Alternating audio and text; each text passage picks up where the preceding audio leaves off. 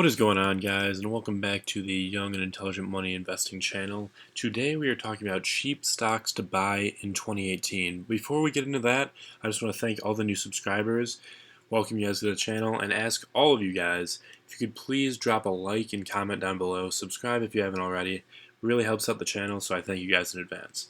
Alright, now let's get into this. So cheap stocks to buy in 2018. So I've been getting asked a lot, like people that don't have a lot of money to get into the market, but want to buy some individual stocks. What should they go with? A lot of these stocks, like AbbVie, a lot of stocks haven't had splits or anything lately, and have had big moves up and are now pretty unaffordable for like the masses. People who don't want to pay $200 for a share, $1,000 for a share, $1,300 for a share in something like Amazon. So let's talk about some cheap stocks to buy. They're good beginner stocks, and just so you guys know, we are not talking penny stocks here. We're not talking $1 stocks. We're not talking $5 stocks. We're talking about large cap companies, blue chip stocks that happen to have cheap share prices and that you can get in for a low cost, especially on this Robinhood app. So the first one we're going to talk about here is going to be AT&T. So uncover that here. Oops, you guys just saw F there. We'll talk about that next. But really with AT&T, you guys know what AT&T is. It's a telecom provider, makes quite a bit of money, up 42% in the last 5 years. But when we're talking about this, we're not really talking about the share price. We're really talking about that dividend yield. It's at 4.5% right now, only has a 17 P to E ratio, $226 billion market cap, so that is absolutely huge. Verizon's pretty interchangeable here. It has a similar share price, but I didn't want to talk about both for the purpose of this video. And they also both have this next advantage in that Sprint and T-Mobile are no longer going to merge, and that's going to make it so they do not have to compete as much with a more high power organization. While a lot of people thought that it might be a good thing for them to merge because there's more power at the top of the market and less competition, I personally am of the belief that if Sprint and T-Mobile combined and had a big enough company, then they'd be able to mark down their prices in a way that they couldn't before. So that's just my opinions. I think it's going to end up being a plus, even though the initial shock after that happened was for the share price to rise. So let's talk about Ford next.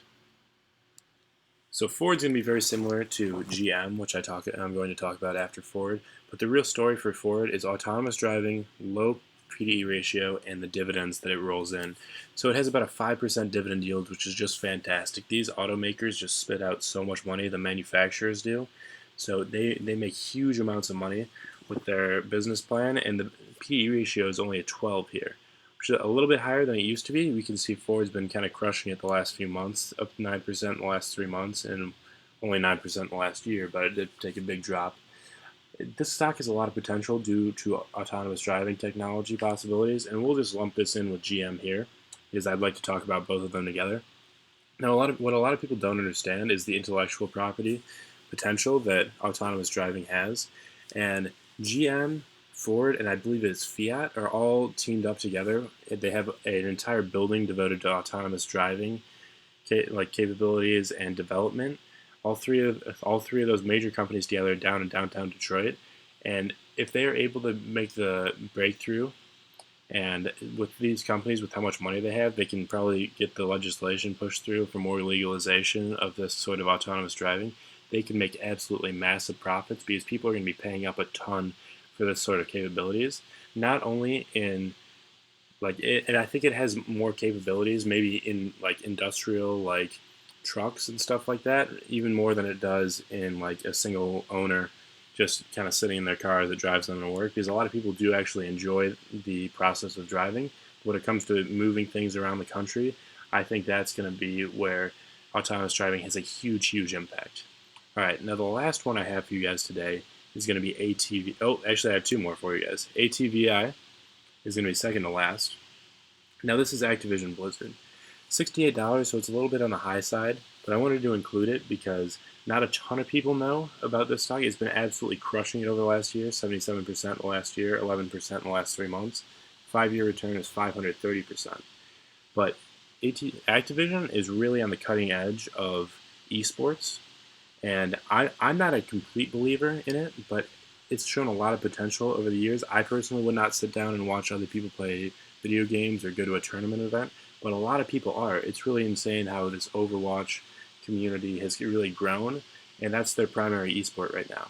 And also, Activision has Call of Duty World War II. It's had that franchise cranking out for many years now, and that really has helped them boost up their profits and make so much money on these microtransactions and everything that they keep adding to the game year after year after year in order to boost those profits. You guys can see they've just been on a tear here since basically 2017. It's been great to see. They're a great company.